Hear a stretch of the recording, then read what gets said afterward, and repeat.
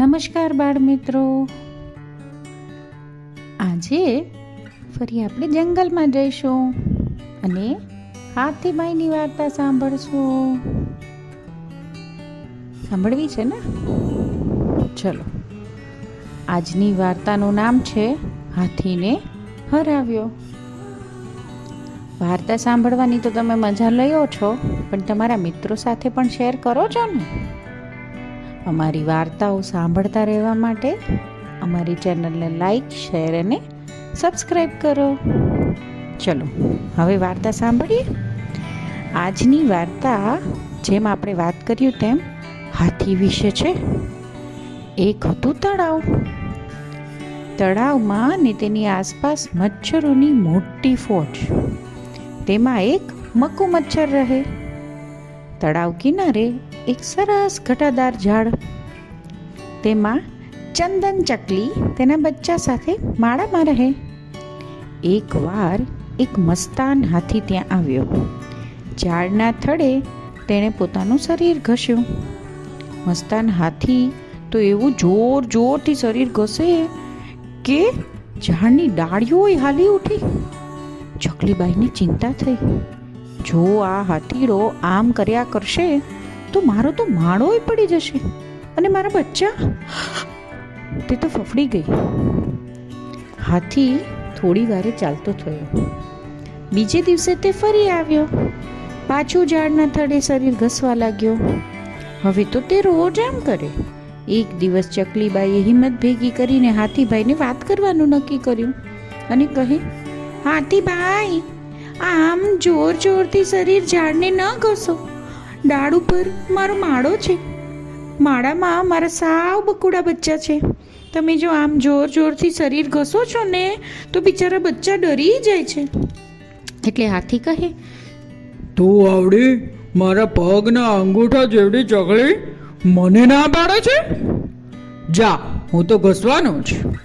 ખરેખર ચકલીબાઈએ ના નથી પાડી. તેણે તો વિનંતી કરી હતી, પરંતુ હાથી પોતાના મદમાં તેને ના પાડી એવી રીતે પોતાના અહંકાર પર લઈ બેઠો ને તેણે તો બમણા જોરથી શરીર ઘસવા માંડ્યો. એટલે ચકલી કહે, તો સાંભળો હાથીભાઈ, હું નાની જરૂર છું, પણ તમને ભારું પડું તેવી છું.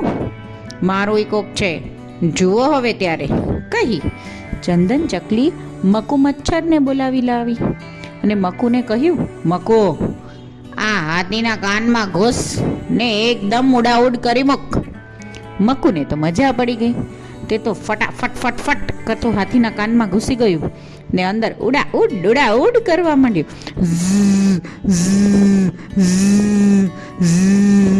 એવું જોર જોરથી ફફડવા લાગ્યું કે થોડી વારમાં હાથી ત્રાહીમામ પોકારી ગયો અને થઈ ગયો ઢીલો ઢફ.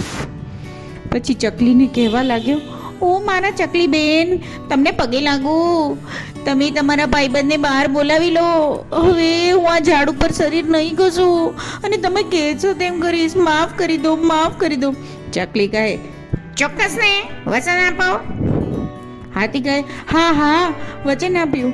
પછી ચકલીએ કહ્યું એટલે મક્ખુ મચ્છર બહાર નીકળ્યો. હાથીને હાશ થઈ અને ચકલીને કાયમની નિરાશ થઈ.